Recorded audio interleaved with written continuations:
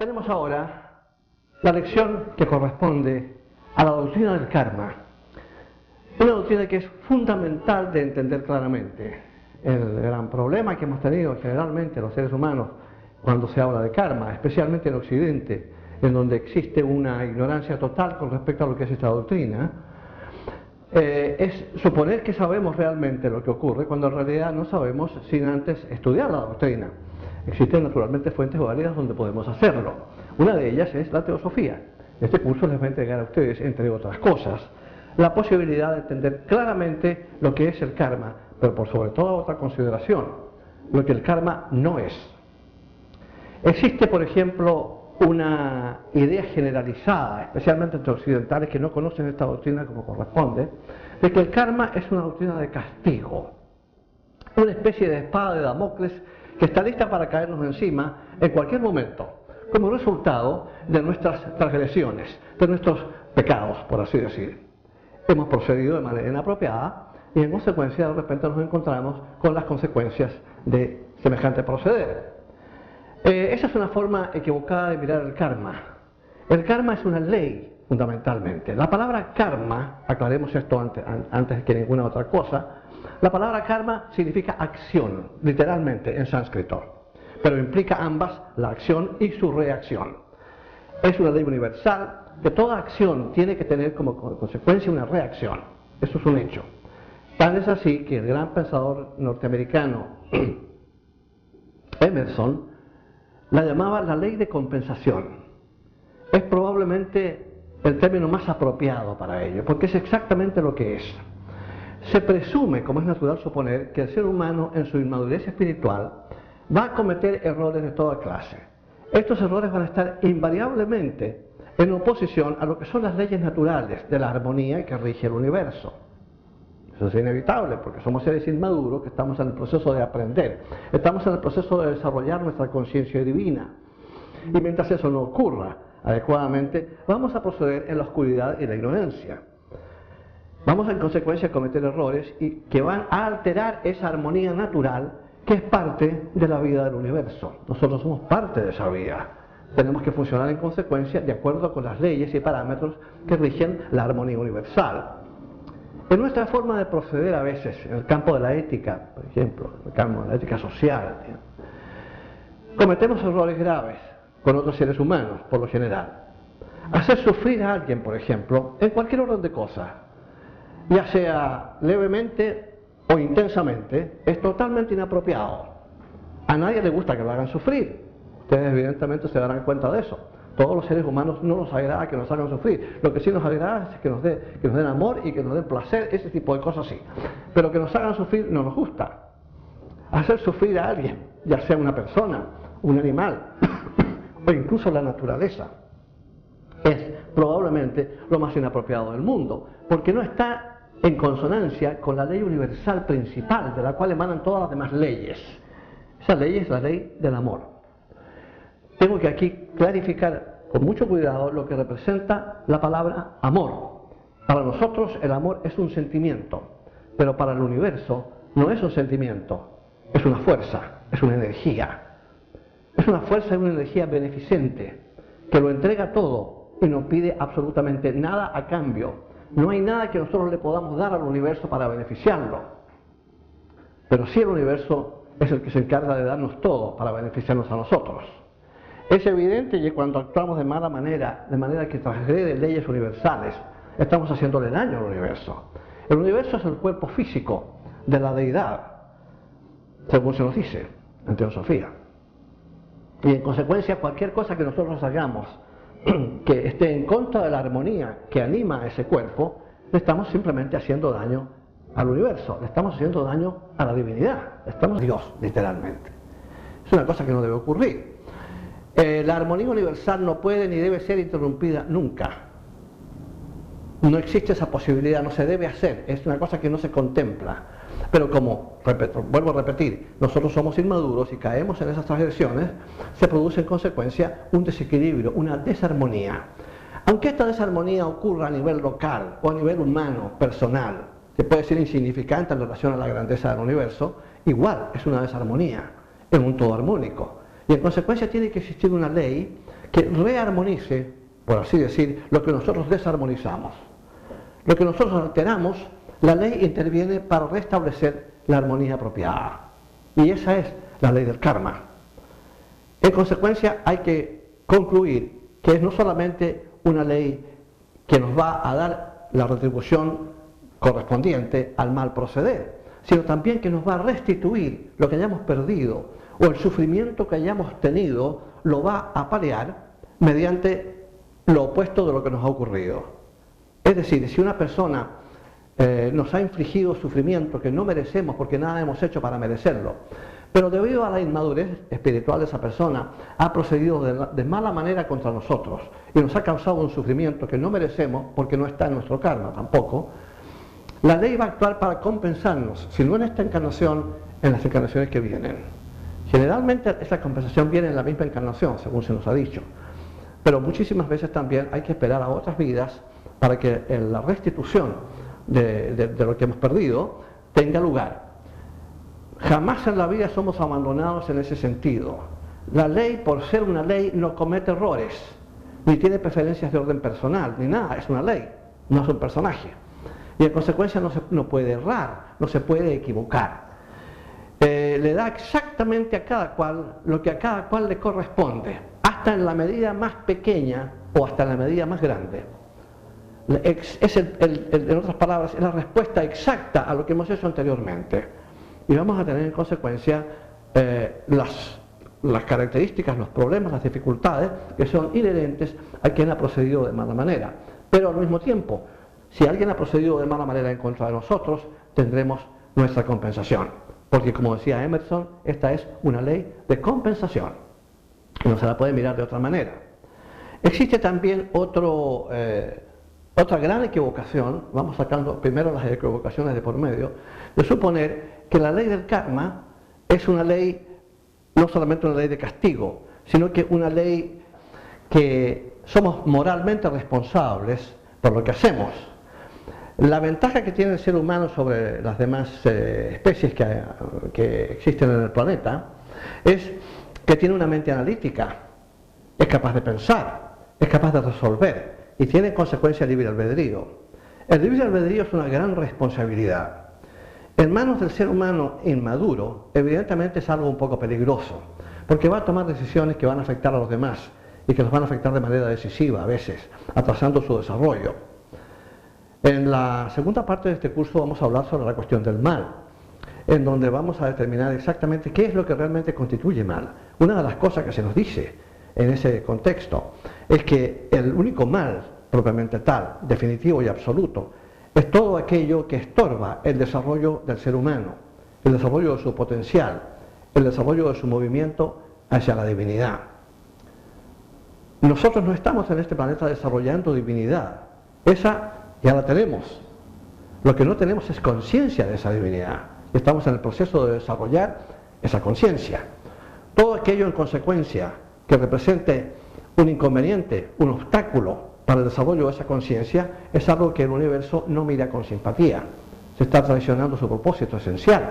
La única razón para la existencia del universo es crear los medios y el escenario para el desarrollo de nuestras posibilidades latentes. Somos dioses en formación, es lo que se nos asegura en teosofía y también en otras escuelas. Y en consecuencia, todo aquello, vuelvo a repetir, que represente un obstáculo para llegar a esa realización, es una cosa que la ley del karma va a penalizar. Bien importante recordar. Somos siempre moralmente responsables por lo que hacemos. Incluso podría parecer, y a mucha gente le parece, que esta es una ley o es una doctrina únicamente relativa a las religiones orientales, especialmente el budismo y el hinduismo. Pero resulta que no, es una ley universal y que se aplica en otras religiones también. Para quienes hemos sido criados en la fe cristiana, tendremos que recordar una carta de San Pablo a los Gálatas, en que se dice: hermanos, no os equivoquéis, Dios no es burlado, lo que sembréis, exactamente eso cosecharéis. Cualquiera que pueda leer las epístolas de San Pablo, de los Gálatas en este caso, se va a dar cuenta de lo que estoy diciendo, es una realidad. Se nos está diciendo que cuidado cómo procedemos, porque todo lo que hacemos va a tener una consecuencia. Proceder correctamente, en otras palabras, asegura nuestro avance y asegura que no tengamos consecuencias desagradables. La vida física, hermanos, es dura y es difícil para todos. No hay quien no lleve una cruz. Hay cruces más altas, hay cruces probablemente más bajas o más livianas, pero todos llevamos una cruz. Hacer la vida más difícil de lo que realmente es no tiene mucho sentido. Procediendo de la mejor manera posible y evitando ciertas cosas que se nos han dicho claramente que deben ser evitadas, lo más probable es que tengamos una vida sin demasiada dificultad, sin demasiado dolor. Ustedes me dirán, pero hay muchísima gente muy buena que no nos parecen en absoluto incorrectos en su forma de proceder. Personas corrientes, pero que están distinguidas por la corrección y la bondad en su forma de proceder en la vida. Tienen una vida adecuada, en ese sentido. No pasan a llevar a nadie, no matan a nadie, no hacen sufrir a nadie. Y sin embargo están pasando por terribles dificultades de orden personal, muchísimas veces. Esto, para personas que no aceptan la reencarnación, pasa a ser una anomalía terrible. Porque estas personas han nacido por primera vez, según esas personas, viven una sola vida, y en esa sola vida les están pasando un montón de cosas desagradables y difíciles, terribles sufrimientos a veces, que no se justifican en absoluto de acuerdo con la forma como esa persona vive su vida. Y entonces tornar los ojos hacia Dios, hacia la divinidad, y dicen, pero ¿cómo puede ser esto posible? ¿Cuántas veces he escuchado la frase, ¿cómo puede Dios permitir esto? ¿Cómo puede Dios permitir esto otro? ¿Por qué Dios permite este sufrimiento a esta gente, a este país, a esta familia, a esta persona, cuando en realidad no parecen haber hecho nada para merecerlo? Lo primero que tenemos que hacer en este caso es sacar a Dios de la película. Un viejo amigo mío me decía siempre, cuando estudiaba teosofía, que lo que más le agradaba de la teosofía es haber exonerado a Dios. Y cuando él observaba el sufrimiento mundial, el sufrimiento de la humanidad, en todos los niveles, en todas partes, decía, ¿cómo puede haber un Dios a quien se pronuncia infinitamente sabio, infinitamente justo, infinitamente todopoderoso y sobre todo infinitamente amante, que permita que sus hijos tengan este tipo de sufrimiento, que permita tanta injusticia y dolor en el mundo, tanto desequilibrio, tanta desarmonía? ¿Cómo puede ser posible que exista un Dios de este tipo y que permita todo eso? Si lo hubiera, ciertamente su sentido de la compasión, que según se nos dice es infinito, claramente evitaría todo eso, intervendría para evitar todos los problemas. Esa es una forma infantil, una forma en cierta medida inmadura de mirar lo que es la divinidad. Porque la divinidad, lamento comunicarle a las personas que piensan de esa manera, no se mete en nuestro desarrollo. Todo lo que ha hecho es entregarnos los medios para el desarrollo. Nos ha entregado el planeta y las leyes naturales que lo animan. El planeta es el cuerpo de un ser vivo, que nos presta su cuerpo para que nosotros nos desarrollemos en él. Hay leyes universales a las cuales también tenemos que respetar y por las cuales tenemos que funcionar. Tenemos además vehículos que nos permiten expresar conciencia, una mente para pensar, un cuerpo astral o mecanismo generador de emociones y deseos, un dobletéreo para la energía solar que necesitamos y un cuerpo físico para la acción y interacción a nivel físico. Sin eso no hay experiencias. No hay experiencias, no hay avance. Nosotros avanzamos en base a la experiencia. De modo que la divinidad, una vez que nos entrega todas estas cosas gratis, nadie nos cobra por ellas, del momento que entrega todas estas cosas, la divinidad se retira y nos deja solos. Es nuestra responsabilidad. Solos, pero hasta por ahí no más. Porque afortunadamente tenemos lo que ellos mismos llaman hermanos mayores. Seres humanos que ya han completado su desarrollo personal e individual y que encarnan voluntariamente para indicarnos qué hacer y qué evitar en nuestro proceso de desarrollo. Generalmente terminamos matándolos. Muchísimas veces no hay más de uno que ha perdido la vida en los esfuerzos que ha realizado por recordarnos ciertas cosas que nunca debiéramos olvidar. Entre ellas, el amor, la doctrina del amor de la humanidad, que si se aplicara verdaderamente por todos los seres humanos tendríamos un verdadero paraíso en la tierra. Hay una serie de cosas que debemos evitar, evidentemente. En el código de ética que llamamos los 10 mandamientos, que es un código de ética judeo-cristiano, en realidad es también de orden universal. No matarás, ama a tu prójimo como a ti mismo, respeta a tus padres, ama a Dios, no mientas, no engañes, en fin, todas estas cosas son de orden universal, que traen consigo, si se respetan, van a traer consigo un orden social y una armonía apropiada. No respetamos, sin embargo, estos códigos, incluso aquellos que pertenecemos o que hemos pertenecido a religiones que nos han indicado claramente cómo es la cosa, cómo es el asunto. Y en consecuencia lo que tenemos es la ley del karma interviniendo, o la ley de compensación, para seguir a Emerson, interviniendo para poder enderezar lo que nosotros desenderezamos. No podemos quejarnos de que no tenemos lo que quisiéramos tener, o que estamos pasando por un sufrimiento terrible a veces, si pensamos claramente que lo que está ocurriendo nos lo hemos ganado. Y si no lo hemos ganado, como dije anteriormente, pues va a haber una compensación de parte de la misma ley que se va a encargar de compensarnos por las pérdidas sufridas, por el sufrimiento infligido, que en realidad no debiéramos haber sufrido.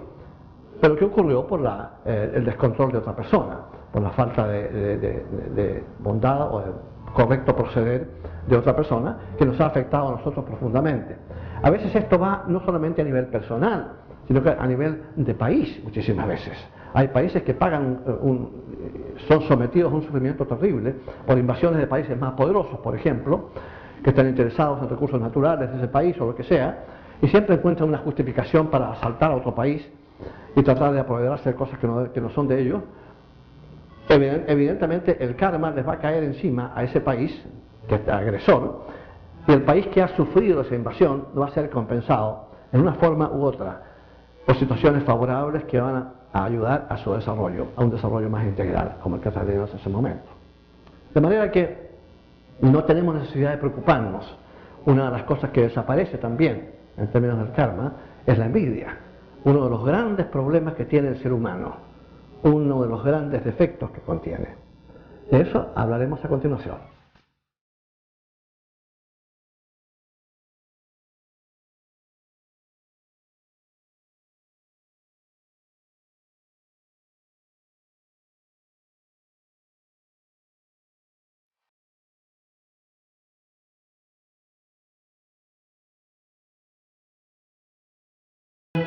Decíamos que la envidia es un defecto lamentable que desafortunadamente es bastante común en el ser humano. Pero antes de condenar a nuestros hermanos que expresan ese defecto, ese pecado, por así decir, porque es un pecado por el hecho de que está exactamente y directamente en oposición a la ley universal del amor. De manera que cualquier cosa que esté en oposición a eso tiene que ser considerada como un pecado, como algo inapropiado, digamos. Uso la palabra pecado, que no en el sentido tradicional eclesiástico, sino que en el sentido, digamos, de una cosa que es inapropiada, que no debe ocurrir.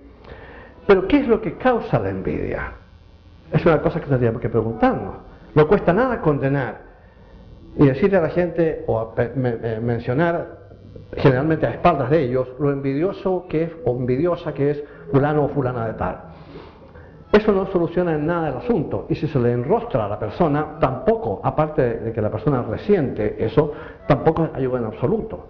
Pero si se le entrega un conocimiento claro de la ley del karma, y la persona entiende que lo que esas otras personas tienen y que él no tiene, es porque se lo han ganado, ahí desaparece el sentimiento de envidia. Pero el sentimiento de envidia es un resentimiento que existe por el hecho de suponer que hay personas que tienen cosas que nosotros no tenemos, y uno dice, ¿por qué él y no yo?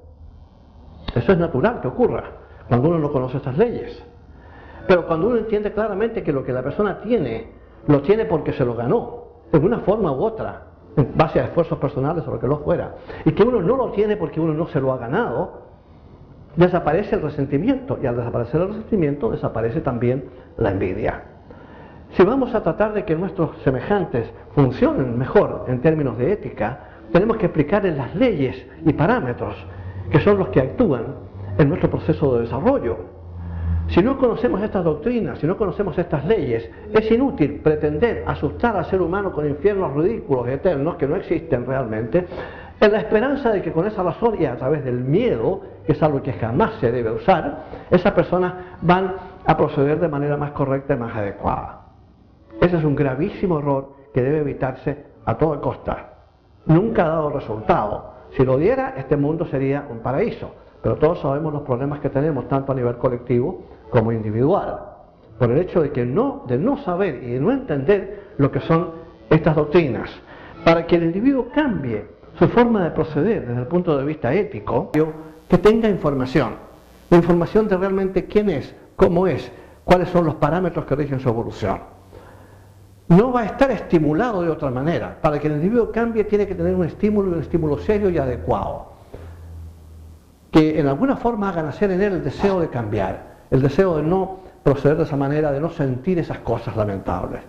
Eso no va a ocurrir, el hombre no va a tener en qué apoyarse para llevar a cabo ese tipo de cosas. Conociendo estas doctrinas, sin embargo, el individuo se para de mejor manera, entiende de mejor manera lo que está ocurriendo y abandona sentimientos de enemistad, de envidia o de lo que sea para con otras personas que tienen lo que él no tiene por el momento. Debe también recordar que esas personas no tienen cosas que él tiene, pero el individuo está tan enfrascado en su resentimiento por lo que él no tiene, que no se pone a pensar de que él tiene cosas que la otra gente, otras personas realmente no tienen. Y convendría entonces también pensar en esos términos. De manera que la generación de karma ocurre en interacción con nuestros semejantes, también con los otros reinos de la naturaleza y también con el medio ambiente. Si un ser tan excelso como aquel que llamamos el logos planetario, cuyo cuerpo físico es la Tierra, nos ha prestado su hogar, su cuerpo, para que realmente evolucionemos en él, ¿no sería sensato tratar este hogar, este cuerpo de la Tierra, con cuidado, con sensatez, con reverencia incluso, para asegurarnos de que estamos agradeciendo el favor que nos está dando? Nos está entregando un lugar en el universo mediante el cual vamos a lograr nuestro desarrollo. De manera que no es poco lo que está haciendo por nosotros.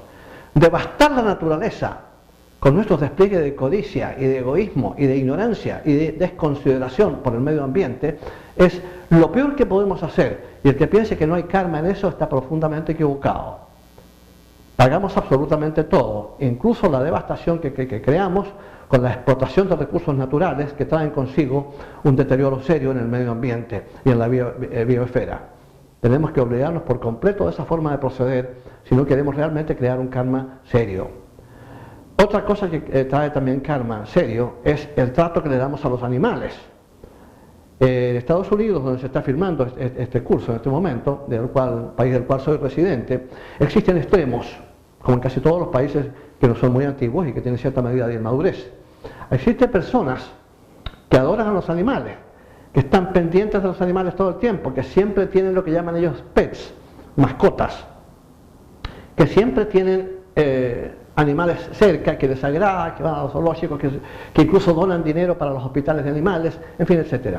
Y hay también gente que no tiene el menor problema en salir a cazar y a matar animales por deporte.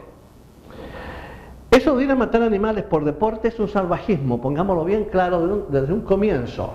Yo sé que esto no les va a gustar a muchas personas, pero aquí yo no estoy para gustarle a nadie, sino para decir las cosas como realmente son. En este particular caso, ir a matar a un ser vivo, inocente, y desprovisto de defensa, además, contra las armas que nosotros usamos para matarlo.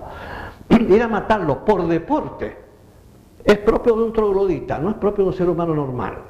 Es una crueldad inmencionable y es quitar la vida. No tenemos el derecho a quitarle la vida a nada ni a nadie, salvo que nuestra propia existencia se vea amenazada. Tenemos derecho a proteger nuestra vida naturalmente, pero al mismo tiempo tenemos que tener respeto por la vida ajena, aunque sea de animales. Esta idea que ha existido, especialmente en Occidente, de que los animales son seres que no son seres realmente porque no tienen alma, es profundamente errónea. Si no tuvieran alma los animales no estarían vivos. El alma es lo que le da la vida a los seres sencientes y vivientes en este planeta. De manera que no podrían vivir, esos cuerpos animales no podrían vivir. Se trata, eso sí, y hay que entenderlo claramente, y lo vamos a explicar con mayor claridad posteriormente en este curso, se trata de alma grupal, que se llama. El alma animal es un alma grupal, no es un alma individual como el alma del ser humano. Cuando la mónada humana, que es el verdadero ser humano, entra a los mundos inferiores para lograr su aprendizaje, el desarrollo de su potencial divino, entra a través de los minerales, tiene una etapa mineral, después entra a través de los vegetales, tiene una etapa vegetal. Concluida esa etapa vegetal, entra a la etapa animal, tiene una etapa ahí, en consecuencia, en que tiene que desarrollar todo lo que es la conciencia animal. Y en todos estos reinos previos al reino humano, lo que hay es alma grupal. Eso significa que todavía no tienen ego espiritual, no tienen todavía la mente, el manas que llamamos en teosofía, que es lo que les va a permitir el libre albedrío y la forma de pensar de manera racional. El animal despliega a veces, lo que observamos en los animales depredadores, una medida de crueldad. Cuando un tigre se devora a un cervatillo, por ejemplo, lo persigue, le da un mordisco en el cuello y lo mata, pensamos que es algo brutal y es algo terrible. Pero tenemos que entender claramente cómo es la cosa. Son parámetros dictados por la naturaleza. El animal no piensa en ese sentido, no analiza lo que hace. Está guiado por los impulsos que la naturaleza le dicta, para poder entonces llevar a cabo el proceso natural del desarrollo del reino animal. Hay especies que se desarrollan con mucha intensidad y tiene que haber medios para ir gradualmente manteniendo un límite en cuanto a su desarrollo, en cuanto a su enumeración, es demasiado, su aspecto poblacional es demasiado grande y en consecuencia deben existir animales depredadores para mantener ese balance, ese equilibrio. Es una de las razones que se nos dan. Hay otras también, pero cuando un tigre devora a un cervatillo después de matarlo, no lo está haciendo, no hay consideraciones de orden moral ahí, no hay connotaciones de ese tipo, porque lo que hace, lo hace dictado por los impulsos que la naturaleza le impone. Eso es parte del reino animal. Pero el reino humano es diferente, porque nosotros tenemos la capacidad de libre albedrío, tenemos la mente racional, que nos dice claramente qué es apropiado y qué es inapropiado. Eso lo sabemos todos. No solamente, y si no lo sabemos, pues como ya dije anteriormente, encarnan seres muy avanzados para recordarnos, que no se nos vaya a olvidar cómo proceder y qué cosa evitar. Porque el único propósito, como ya dije y hemos dicho muchas veces en este curso, es el desarrollo de nuestras posibilidades latentes, es el desarrollo de nuestra conciencia divina. Y todo este tipo de cosas, despliegues de crueldad, de codicia, actitudes de envidia, la agresividad en la cual nos metemos a veces en guerras terribles y fratricidas, todo esto atrasa nuestra evolución. Y si nuestros estadistas entendieran eso, y si muchos líderes religiosos entendieran eso con claridad, no tendríamos los horrores que tenemos ahora como consecuencia de la política internacional y como resultado de ciertas religiones que emplean la violencia para imponer sus puntos de vista dogmáticos. Es realmente lamentable que alguien vaya a hacerse matar porque Dios, o matar a otras personas porque Dios se lo ordena. Dios no es un personaje que ordena a nadie nada, mucho menos ir a matar, hacer crueldades, imponer arbitrariamente la voluntad, tratar de robar recursos naturales de otros países. Ninguna de esas cosas pueden ser impulsadas por la divinidad. Además, como ya dije anteriormente, la divinidad no interviene directamente en nuestra vida personal, ni en la vida de los países. Esa es responsabilidad nuestra. Se nos han dado los medios, se nos han dado las leyes y se nos han dado las instrucciones de cómo proceder y de qué evitar. No podemos pedir más. El resto es nuestro trabajo, es nuestra actitud lo que tiene que contar. Una vez que nuestra actitud ha sido llevada a cabo, lo que vamos a tener son las consecuencias de esa actitud. Si la actitud ha sido inapropiada, inadecuada, las consecuencias van a ser duras y difíciles. No se trata de que alguien se quiera desquitar de nosotros, ni siquiera se trata de un castigo, se trata simplemente del principio de causa y efecto. El principio de causa y efecto es un principio que está contenido en la ley del karma. No confundir causa y efecto con la ley del karma. Son dos leyes diferentes. Una de ellas es inmodificable. Causa y efecto es simplemente el efecto de una causa, de manera que no hay modificaciones posibles. Pero en el caso específico del karma, no solamente tenemos derecho a modificar nuestro karma para evitar las consecuencias que nos vienen, sino que además tendríamos la obligación de hacerlo. No hay problema con modificar nuestro karma. La idea es que aprendamos, no castigarnos. Puede parecer un sistema de castigo y recompensa porque le da placer y alegría a los que causan placer y alegría y dolor a los que causan dolor. Y podrá entonces parecer un sistema de castigo y recompensa, en cierta medida lo es, pero aquí no hay de por medio un juez, alguien que está juzgando la situación y entregándonos de acuerdo con eso, con lo que ve. No, aquí lo que hay es ley, y la ley nosotros podemos modificarla en la medida en que haremos lo contrario de lo que hicimos para ganarnos una situación kármica desagradable. La dificultad con ello naturalmente reside en el hecho de que muchas veces lo que hemos hecho, lo hemos hecho en vidas pasadas. Y no recordamos, entonces no podemos recordar nuestras vidas pasadas y no recordamos lo que hicimos para ganarnos el karma actual. Pero el sentido común muchas veces nos va a ayudar en el sentido de determinar qué fue lo que hicimos para ganarnos lo que nos está pasando ahora. Supongamos, por ejemplo, que una persona ha nacido ciega. Esto ocurre a veces, bebés nacen ciegos. Y uno dice, pero por Dios, qué cosa tan terrible, qué injusticia de la naturaleza, qué injusticia de la divinidad. Seguimos pensando en esos términos de la divinidad, que no tiene nada que ver con nada de eso. Pero si se investiga en la vida pasada de esa persona, de ese ser que ha vuelto a encarnar y viene ciego, nos daremos cuenta que lo que ha ocurrido ahí era que tenía una fábrica de productos químicos, se le dijo que cambiara el equipo porque lo tenía en mal estado, el equipo por avaricia o por desconsideración con sus empleados, no lo cambia, se produce una explosión y 20 operarios pierden la vista. Quedan ciegos como consecuencia de la desconsideración y la irresponsabilidad de este individuo. En esta vida a él le corresponde venir ciego. No es un castigo, vuelvo a repetir, sino la consecuencia del acto que tuvo anteriormente o de su carencia de necesidad o de impulso de actuar para solucionar el problema. Tenemos que siempre recordar que somos absolutamente responsables por absolutamente todo lo que hacemos. Y la ley nos va a pasar la cuenta. Ahora, ahí el individuo puede corregir que si vino ciego en esta encarnación es porque en una vida anterior le costó la ceguera a otras personas.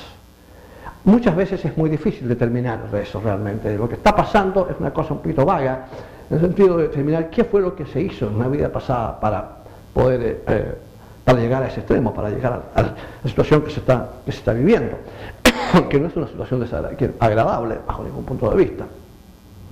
Pero por lo general es perfectamente probable sacar conclusiones, analizar lo que nos está ocurriendo y determinar qué fue lo que con toda probabilidad hicimos para ganárnoslo.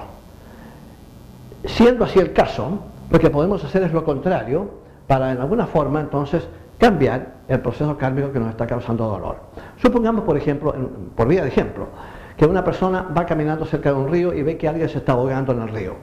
No es muy buen nadador. Esa persona ya mató a alguien en una vida pasada, le quitó la vida.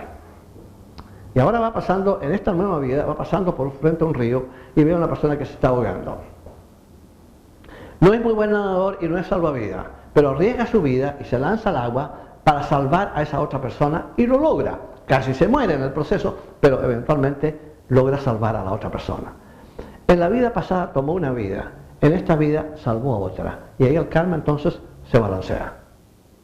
Hacer lo contrario, en otras palabras, de lo que hicimos anteriormente, es lo que sirve para parear una situación kármica difícil que podamos estar pasando. Recordemos también que el universo está regido por una ley que es de orden magnético y que es la que tiene que ver con la fuerza centrífuga y las fuerzas centrípetas. Cuando el universo viene a la vida, es importante recordar, se produce, según se nos ha dicho y como dijimos en la primera lección, una explosión literalmente. De aquello que es unidad se parte en dos. Y en consecuencia lo que queda ahí, digamos, es una energía que se genera como resultado de la tensión que se produce por la separación.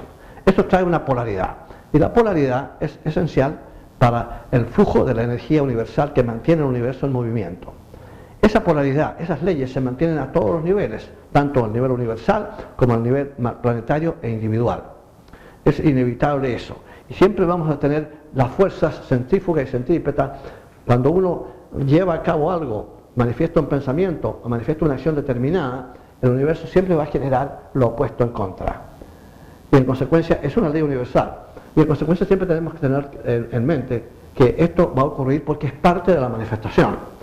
Aprender a manejar el asunto, entender esta ley claramente, para que solamente uno de los polos, el positivo, sea el que eventualmente se imponga, lo que trae consigo es la unificación de ambas polaridades en el individuo, y lo que tenemos entonces es unidad, vale decir, divinidad, realización.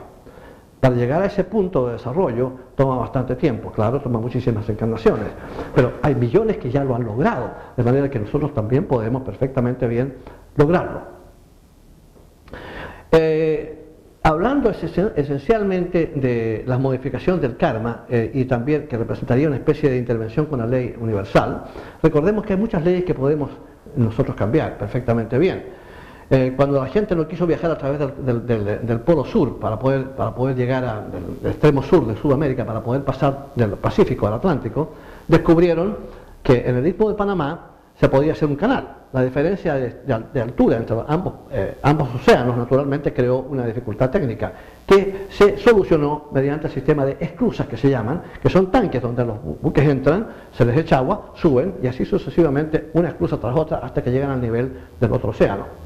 El ser humano perfectamente bien puede modificar las leyes naturales para su beneficio, eso es legítimo, eso es una cosa que no hay problema en hacer. Los hermanos Wright, por ejemplo, ignoraron la idea de uno de los del presidente de la Universidad de Princeton cuando dijo que era completamente imposible que nada más pesado que el aire pudiera volar. Claro que la ley de la gravedad es cosa seria y nosotros no tenemos alas, pero hubo un esfuerzo realizado primero por los hermanos Wright y después por otras personas que hizo posible inventar lo que llamamos el avión, que ahora es parte integral de nuestra existencia. La aviación comercial hoy día es una realidad que usamos diariamente. Es perfectamente posible lograr inventar cosas semejantes cuando entendemos las leyes naturales. En este caso, la ley de flotación, en el caso específico de los buques, con una quilla, hacen posible que un barco de acero pueda flotar. Lo mismo en el principio de aeronavegación, es lo mismo si se crea un colchón de aire debajo del avión. De manera que todas esas cosas son posibles y son modificables. Están a nuestra disposición.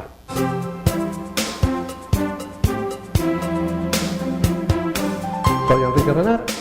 Si a ustedes les ha gustado lo que han visto en esta primera fase del curso, tengo el agrado de invitarlos para que vengan a ver el curso en vivo, si así lo desean.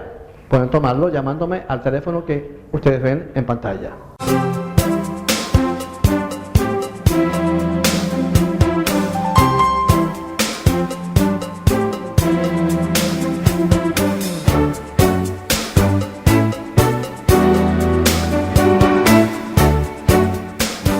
Cosas que se nos dice en teosofía con respecto al karma es cuando tratamos de modificarlo en alguna cosa, tenemos que en alguna forma determinar si esa modificación es adecuada. Hay muchísimas veces que tratamos de modificar nuestra situación kármica, pero puede que el resultado no sea el que nosotros esperamos, el resultado positivo. A veces hay que dejar que el karma ocurra simplemente. Son deudas que tenemos oportunidad de pagar. Tenemos que tener esa oportunidad. Si no, sería imposible. La aceptación de cosas inevitables es esencial en este caso. Tenemos que ser capaces de aceptar lo que es imposible de evitar. Hay muchas veces que es posible modificar nuestro karma y es imperdonable no hacerlo, no tratar. Pero hay muchas ocasiones en que el karma simplemente no va a ser modificado, tiene que tener lugar.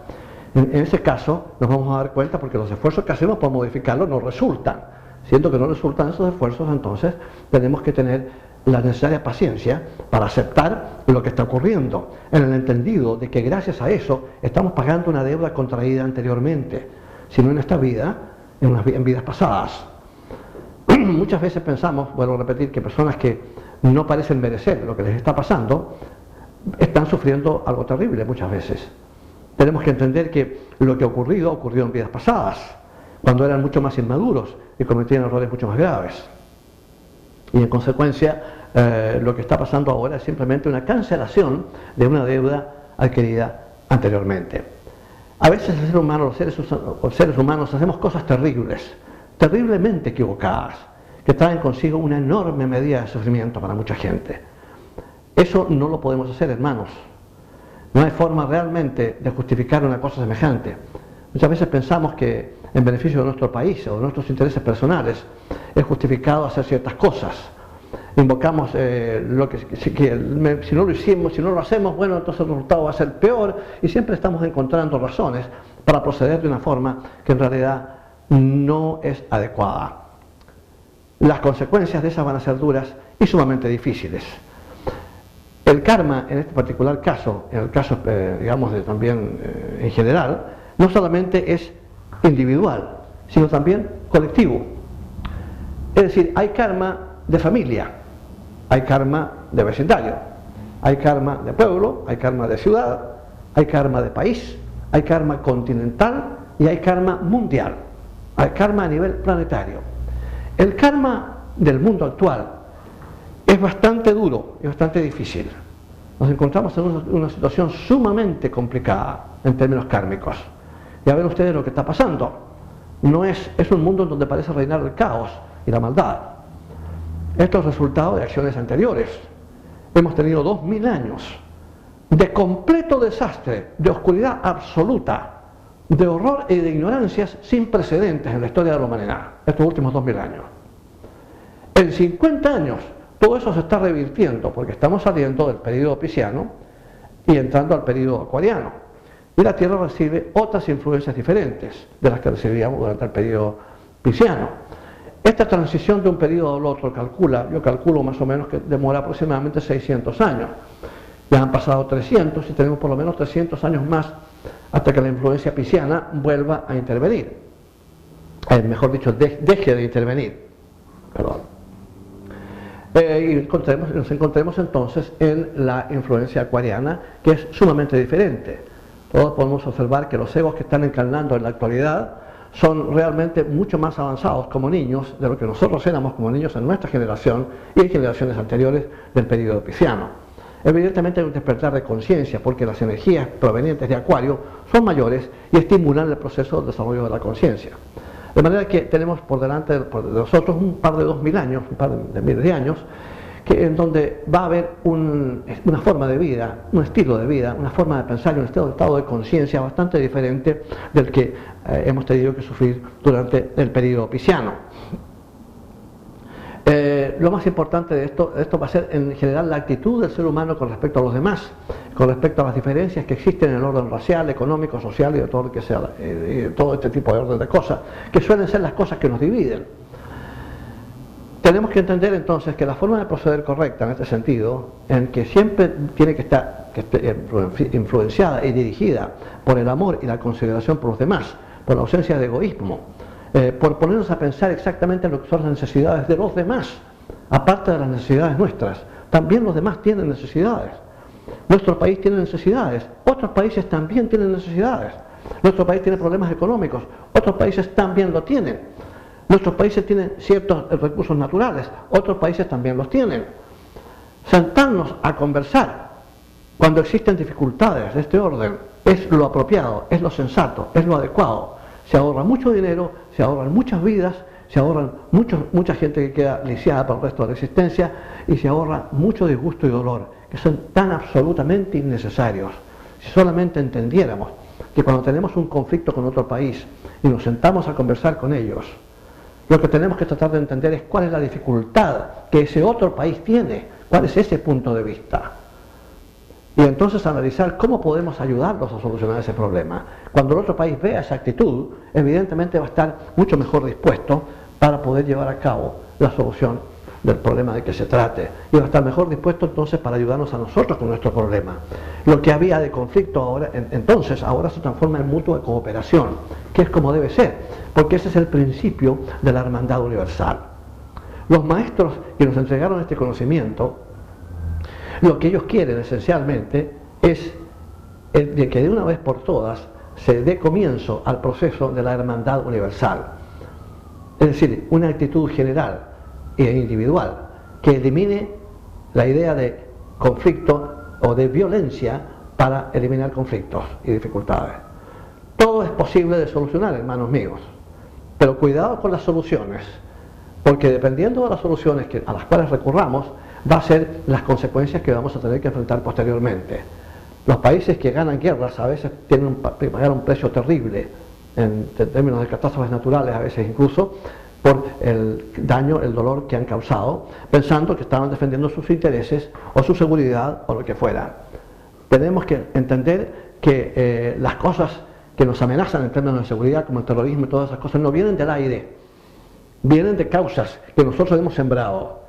Y lo que tenemos ahora es tener que enfrentar las consecuencias de las causas que hemos sembrado. No es lo más apropiado. Ser generosos en consecuencia con nuestra actitud, con nuestros recursos, con todo lo que podemos, es algo que realmente va a mejorar considerablemente nuestra situación kármica. En el caso del karma, lo fundamental, según se me ha dicho, es la intención con que se realizan las cosas. Por ejemplo, el lamentable caso de una persona que comete suicidio. Es algo que no se debe hacer por ningún motivo. Las consecuencias kármicas son sumamente duras. Pero veamos lo que son las diferencias.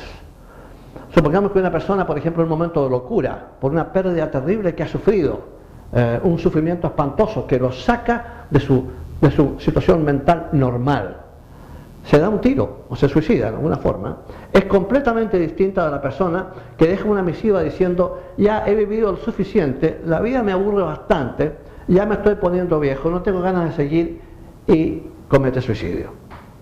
Evidentemente lo que hay acá, hay una diferencia evidente de intención. En uno fue una cosa muy irrepresible, que incluso la ley humana declara como incapacidad mental, y que las cortes incluso pueden exonerar a una persona de homicidio y todo eso, si acaso se determina que la persona no estaba en sus cabales cuando cometió el acto. De modo que la ley natural, que es mucho más perfecta, también considera ese aspecto. El efecto kármico de una persona que se suicida por estado de desesperación, porque es un momento de locura temporal, como se le llama legalmente, no va a tener el mismo efecto kármico que va a tener una persona que se suicida porque está aburrido de la vida, o porque no quiere enfrentar sus problemas. Ese es otro problema, es otra dificultad. Es muy serio el problema, y es una cosa que tiene que tomarse en consideración cuando uno piensa por algún momento de que, debido a las adversas circunstancias de su existencia, de su vida personal en ese momento, lo que va a ocurrir es quitarse la vida, quitarse la existencia, porque así los problemas van a desaparecer. Si la persona supiera lo que ocurre una vez que ha matado su cuerpo físico y él se encuentra más vivo que nunca y con sus mismos problemas, jamás recurriría al suicidio. Ese es un grave error y algo que no se debe hacer por ningún motivo. Recordemos que tanto en la enseñanza de esta doctrina como en otras, el conocimiento es responsabilidad. El que procede malamente porque no sabe mejor tiene siempre esa excusa. Pero el que está informado, y este curso representa información, el que está informado y informado adecuadamente, ese es responsable exactamente por lo que hace, y el karma le va a pasar la cuenta. No va a tener el derecho a decir: yo no sabía mejor, lo lamento mucho. La vida pasa a ser bastante mejor cuando nos guiamos por la ley del karma, cuando entendemos que es un proceso que hace posible nuestro desarrollo de manera más eficaz, no para castigarnos, sino para indicarnos el proceder correcto. El proceder correcto trae el avance, inevitablemente, y esa es la idea. No existe otra razón para nuestra permanencia en este planeta, sino es el avance hacia la luz, hacia una gloria que realmente no tiene forma de ser descrita en palabras. En nuestra próxima clase vamos a hablar sobre la doctrina de los hermanos mayores. Vamos a hablar sobre la Hermandad Blanca, aquellos maestros que nos han entregado este conocimiento. Muchísimas gracias.